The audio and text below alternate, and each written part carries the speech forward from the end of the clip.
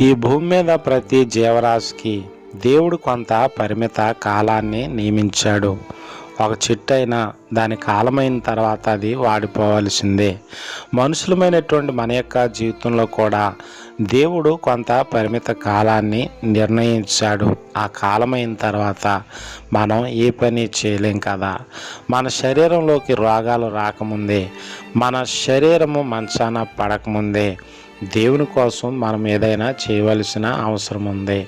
మంచం మీద పడిన తర్వాత మనమేమి కూడా చేయలేం కదా. ఈ మాటలంటా ఉన్న మన యొక్క జీవితంలో దేవుడు మనకు ఆరోగ్యం ఇచ్చినప్పుడు, దేవుడు మనకి శక్తిని ఇచ్చినప్పుడే దేవుని కోసం మనం పనిచేద్దాం. ఆరోగ్యం ఉన్నప్పుడు మందిరానికి వెళ్ళలేని నీవు, ఆరోగ్యం ఉన్నప్పుడు దేవుని కోసం ఏ పని చేయలేని నీవు తర్వాత ఏమి చేసే అవకాశం ఉండదు. కనుక మన శరీరంలో శక్తి ఉన్నప్పుడే, మన శరీరంలో ఒప్పుకున్నప్పుడే, మన శరీరంలో బలం ఉన్నప్పుడే మన జీవితము వాడిపోకముందే దేవుని కోసం వాడబట్టడానికి ప్రయత్నం చేద్దామా?